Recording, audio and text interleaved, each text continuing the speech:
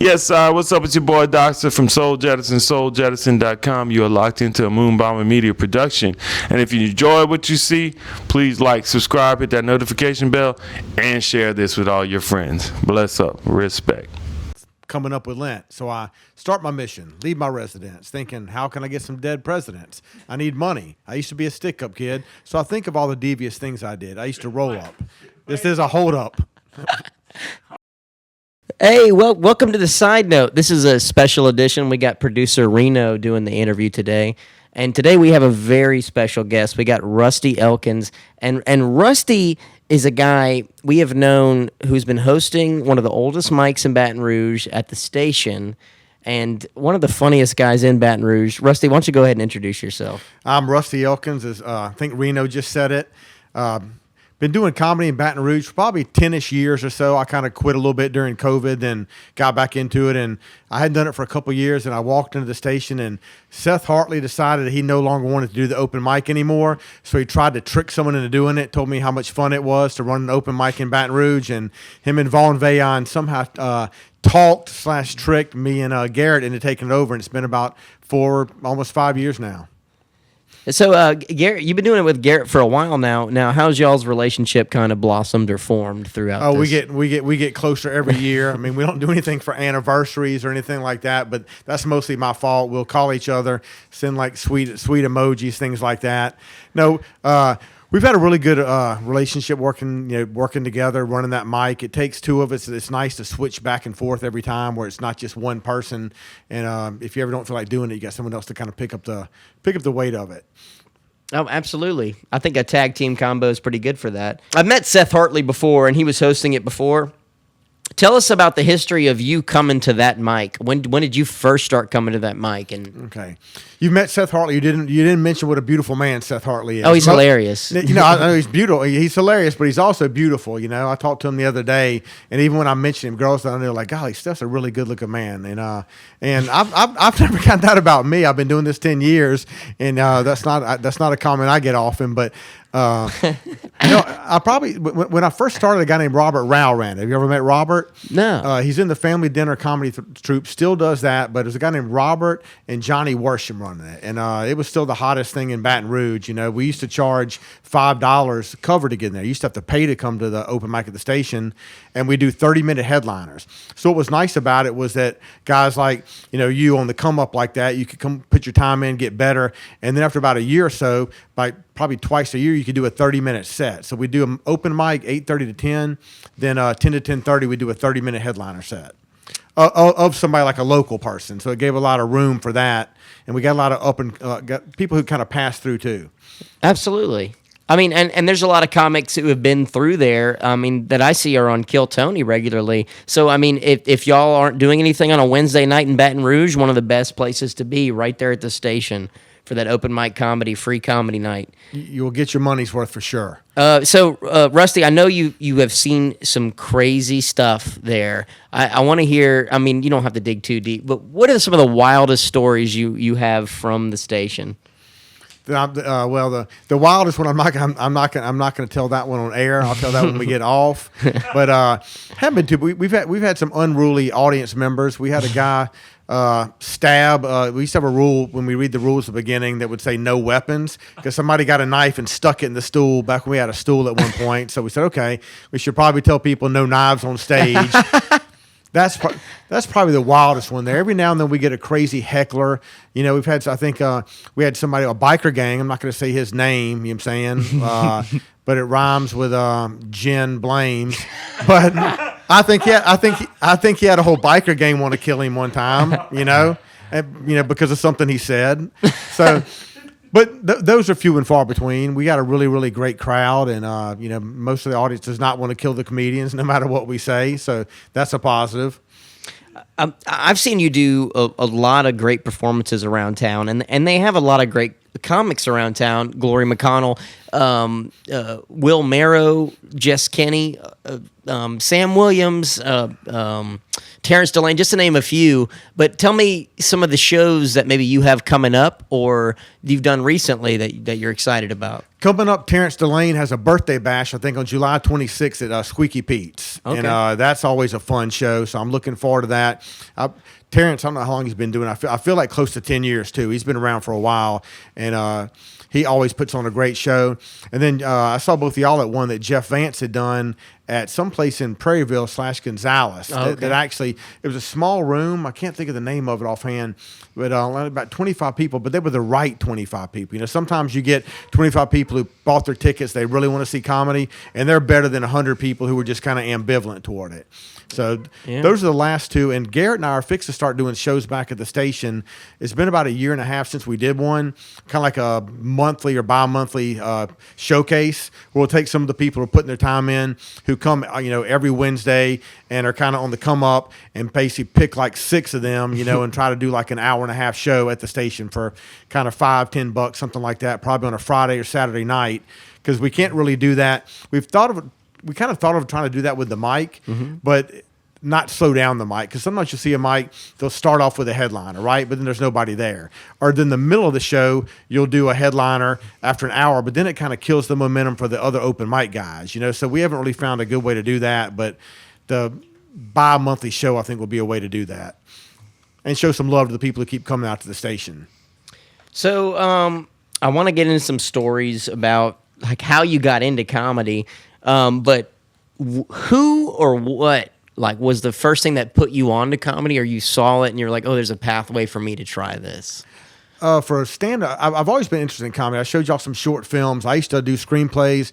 I used to write short films. They were always comedic. So I've really always had an interest. I used to play guitar, write songs, and a lot of my songs came out funny when I didn't want them to be. I was like, God, I don't want to be Weird Al. Like, that's not what I'm trying. I wanted to be Kurt Cobain, right, or something like that. But all my songs came out funny, even when I didn't want them to be, right? So it was something that I always wanted to do. And then I think like every guy who gets like divorced, what's the first thing they do? They go to the open mic. They start comedy, right? And they have the same jokes. They come in there, and I can almost tell a guy, even before he tells me he's getting divorced, I can watch his jokes and think, okay, he's got divorced about 6 months ago. Here's where he's going, because we all do it. And it's also the fact you have the freedom to go out on a Wednesday night, because I think when you're married, like not a lot of people can't leave the house and come back in drunk at midnight every Wednesday. So being single helps with that. That's one of the biggest tropes I see with open micers, like the divorce thing. Another one I see all the time, and you can relate to this, where it's like, oh, I'm doing this open mic instead of doing therapy. Oh, and it's like one of the first jokes you write down or you think of, and God, everybody's done it. Everybody's done it. I worry about people. I shouldn't say this, but I've never found it as therapy. I find it like it satisfies a creative itch. It's fun, you get an adrenaline rush, because especially when you get a new bit, right? Because you come up, it could fall flat. Like, I get burnt out kind of doing the same things over and over, but when you get something good that works, you do it. But the most fun is when you try something that may flop. You don't know. Then if it hits, it's a huge adrenaline rush. It feels great, and it feels just as terrible when it doesn't. 5 minutes of killing feels like 10 seconds. 10 seconds of bombing feels like an eternity. There's nothing. Then you hold your head in shame, and you don't like to look people in the eye. I don't even like to order a drink from the bartender after I bomb. Well, if it's a room of 5 people and you bomb, it's okay. But once you start increasing the numbers and it's 50 and nobody's laughing, then you have a problem. Oh, it never gets any better. It's the worst feeling. It really is. I say that like because I think about a question. Reason I go to open mics, or the reason I try to do comedy, and then it's like I think I'm addicted to trying to make people laugh, and then it's like you don't always get what you want. Well, you get what you need sometimes. Oh, absolutely. And I think that's a big part of it. But I guess to answer, so I knew this thing existed at the station. I'd watched other people do it, and I came for about 6 months. I just sat in the audience, and I kind of watched. I guess kind of gauging yourself, right? Like, okay, am I less funny than everybody in this room? Am I medium funny? Am I better? And then after that, I finally got the courage to get up there. And the guy named Reggie Raw, who he's an actor. He still does comedy, but doesn't really do open mics much anymore. But he was hosting that night, and I got up there and I did a set that I'd written, and it did really, really well. I'm not gonna say it killed, but it felt like it killed for a guy who'd never done it. And he was like supporting and encouraging, like, "Oh shit, Rusty," because I think they were expecting me to suck. I mean, because a lot of people do, right? Your first time, and it was better than they expected. And just the feeling, and they were encouraging. As, "Hey man, you need to come back here." And so then I just started coming more and more, and I guess in about the first year, I headlined that station twice because I was writing. I'd write new stuff every single week. What was the best joke that you said that night, if you can remember? It was a joke about fighting, about never owning an animal you can't kill with your bare hands. In case it turns on you. That was the joke. You still remember? That's I still tell it sometimes. It's one of my favorite ones because I believe it. Like you see people like the Tiger King, and you're like, well, yeah, what'd you expect to happen, right? So the bit was like the more of a badass you are, the bigger. Like Mike Tyson, he can own some tigers, right? Yeah. Me, I shouldn't own anything more than a Yorkie. That was the idea. So, but you kill a Yorkie every one time. if it turned on me, I mean, you've got Jeffrey Dahmer people, you've got a Jeffrey Dahmer dolphin out there. It's just a fact. You were traumatized by Pet Cemetery like we all were. And you just have to be ready to kill your pet. I dated a girl with a German Shepherd, and this German Shepherd, it liked me, but I knew if any moment if it didn't, I was a goner. And she never put the German Shepherd out of the room. Even like when you're being intimate, the dog was always in the room. It would look us straight in the eye. And I don't know if you've ever made love to a woman while looking straight into a German Shepherd's eyes, but it's not as sexy as you would think. That's all I'm going to say about that. So, I just want to bring up some funny different stories that I like. Rusty has seen my type of humor, and he knows I like some pretty degenerate stuff. But he showed me a picture of him and Ron Jeremy. I want to know where this picture came from. All right, Ron. That's one of my favorite pictures. Years ago, Ron Jeremy was doing stand up, and he was doing it at what happened to be. It's at the Penthouse Club right now, but a bunch of us, we lived in Hammond, and we drove all the way in to meet Ron Jeremy and hear his stand-up. His stand-up was not good, but you got to meet Ron Jeremy and take a picture of him, and he was actually shy. Now, this is before all the bad news came out and all the, we didn't know anything. We just knew he was like a famous guy. And back then, you couldn't just go on there was no internet, so you couldn't just go watch porn. You had to put on a fake mustache, and you had to pick a fake name, and you had to you had to drive to Port Allen and go rent it from a video store. Seriously, it was that hard to get. You just didn't have it. And then, I'd watch it at night. My parents were sleeping. I'd leave Legos on the floor, so they would scream, and I'd hear them coming down the hall ahead of time. But it wasn't. But anyway, Ron Jeremy was one of our first, idols in that kind of thing. But he wasn't fun. He really wasn't funny at the time. Maybe he's better now. Oh yeah, no, I remember specifically you telling me about how he brought you to one of those the Diddy parties. And the drinks are really strong. He did. It was an early Diddy party. There wasn't a lot of baby oil there.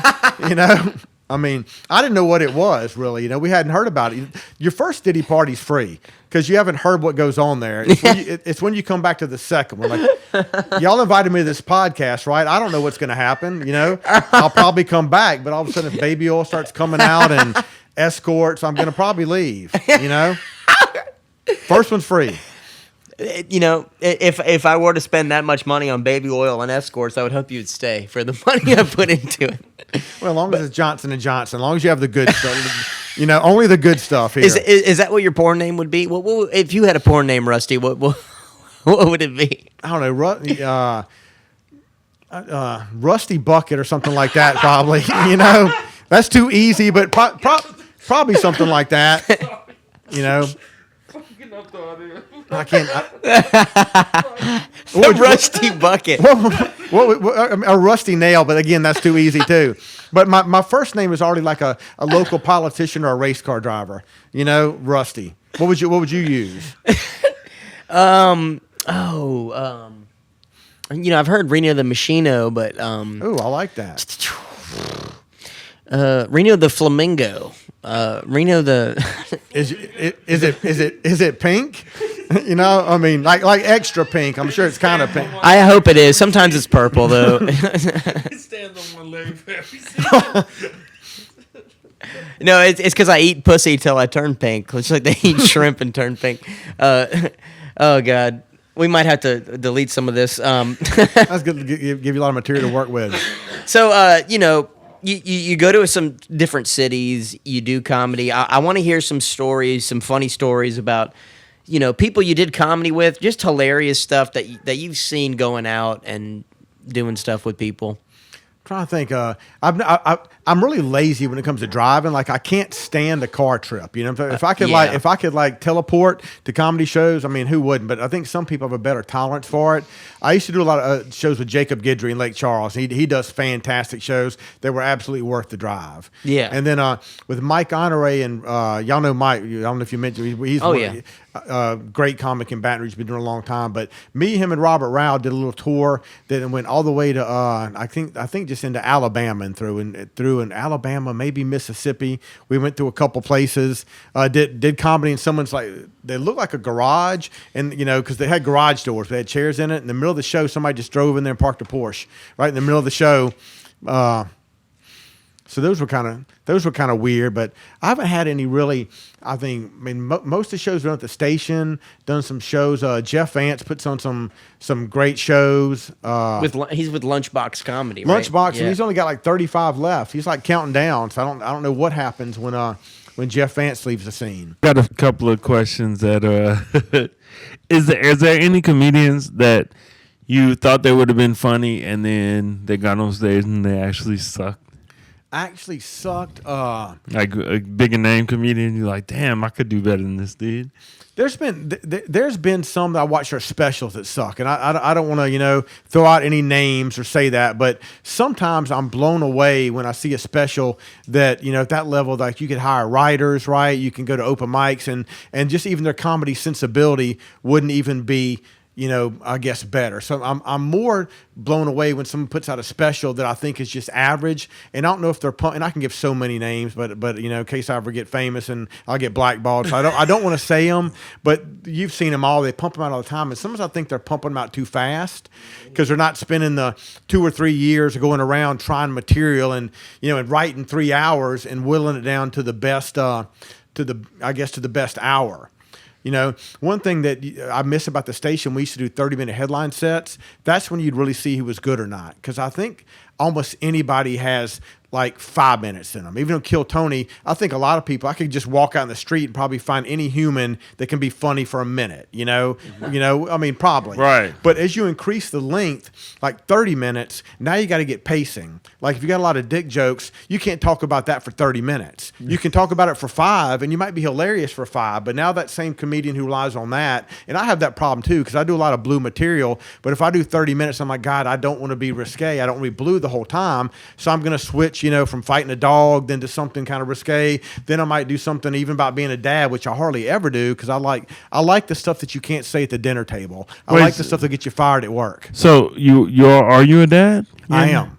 Man, happy Father's Day. and Thank all you. that. It is happy. Man. Happy Father's Day to you too. Yeah, man. Thanks. Not Reno.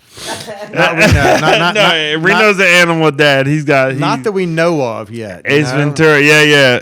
They probably didn't want to tell him. I wouldn't either.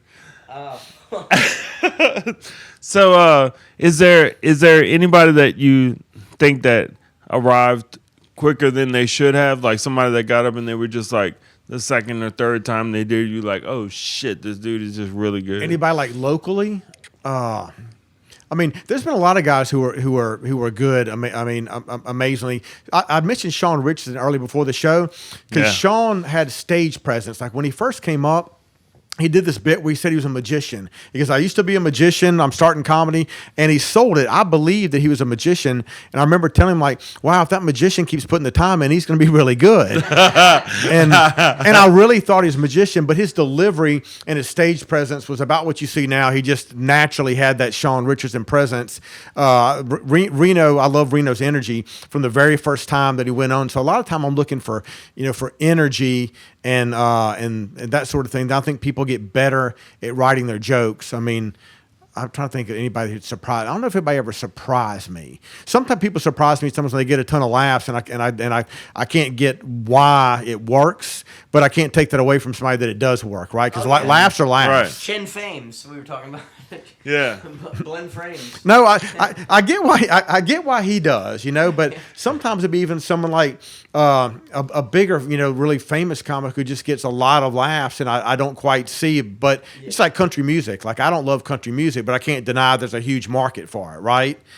So or mumble rap. I don't get mumble rap. I want to hear people enunciate. I want to hear Rakim. Well, it's almost like abstract to ask. Like, what makes something funny? What is funny? Usually, I think something that's usually a little bit of misdirection. It goes in a area that you don't want to see. Because one thing that I used to do a lot of, I don't do it at all, is parody songs. And I realized that, I used to think they were funny. I said, no, what it's doing, your mind is just playing with the misdirection. Like if I write a song called All About That, bass, and I change it, I'm all about your face. Well, people laugh every time because your brain goes, he's supposed to say bass, but he says face. Mm-hmm. Well, it's easy. It's too easy. But that same thing works. I think anytime you misdirect and the brain thinks you're going here and you take it there, I think that's kind of what funny is based on. Something bizarre, awkward, something that shouldn't happen, a story that doesn't make sense. That conducts our interview portion with Rusty Elkins. Y'all come to the station on Wednesday nights in Baton Rouge. We'll be there doing comedy. And Rusty, thank you for coming, man. Oh, thank y'all for having me.